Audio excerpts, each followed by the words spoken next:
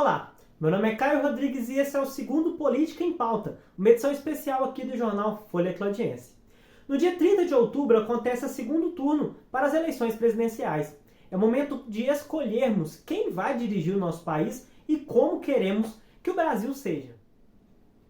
Durante muito tempo, nosso país estava nas mãos de dois grupos políticos, o PT e o PSDB.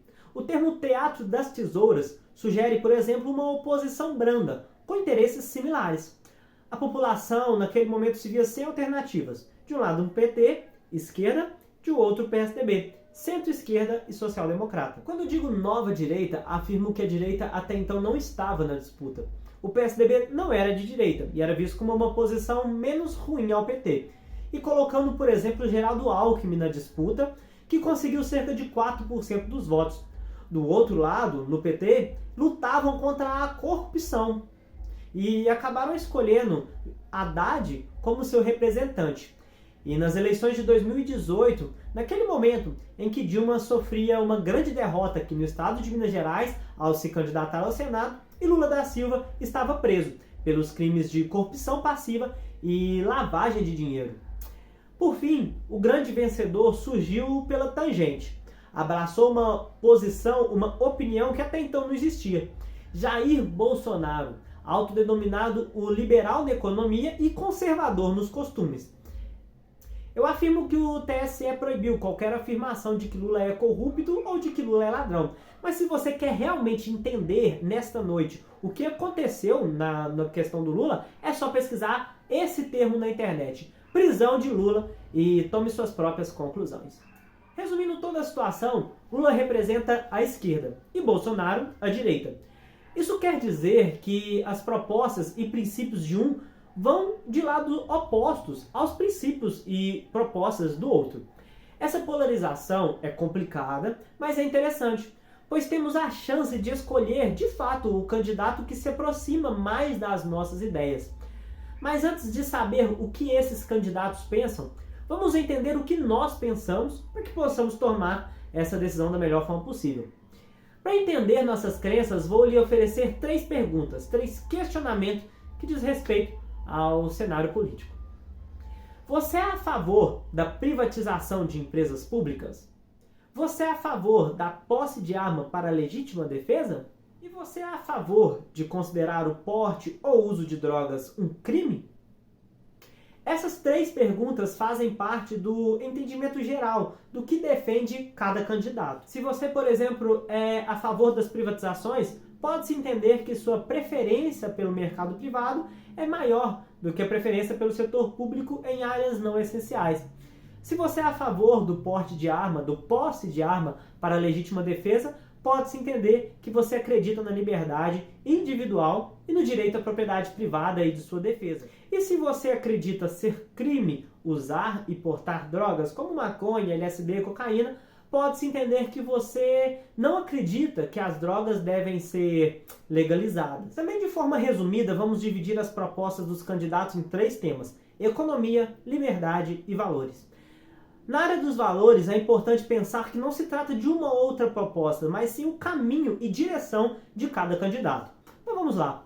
Bolsonaro, o então presidente da República, assumiu seu mandato em 2019 com a proposta de reconstruir o Brasil e resolver os problemas e conflitos deixados por Dilma do PT.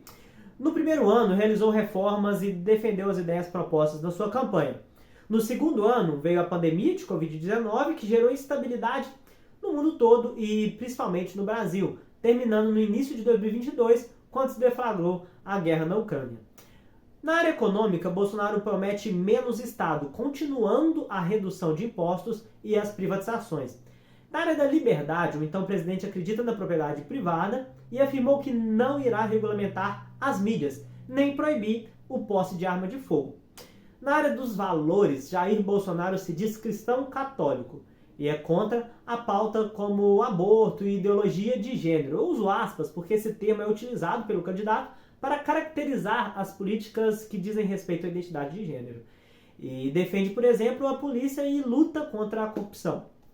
Do outro lado da disputa está Lula, que já foi presidente do Brasil durante 2 mandatos e tinha como principal bandeira os programas sociais e investimentos públicos em obras. Não posso deixar de ressaltar que o governo Lula durou, na verdade, 3 mandatos e meio, pois sua sucessora Dilma teve Lula ao seu lado a maior parte do governo. Outra marca que infelizmente foi parte do governo Lula foi a corrupção. Escândalo como o Petrolão, que foi os escândalos da Petrobras, CPI dos bingos, CPI dos Correios, a Odebrecht, o roubo dos estádios da Copa do Mundo foram e são até hoje considerados extremamente graves, mas nada se compara ao Mensalão. O Mensalão foi descoberto em 2005, no qual o governo pagava uma mensalidade para os seus deputados federais votar projetos de seu interesse. Eu ressalto esse escândalo, pois foi o mais duro golpe contra a democracia e até hoje nada se compara a esse esquema corrupto da era petista. Na área da economia, o candidato do PT afirma que é contra as privatizações e vai fortalecer o Estado.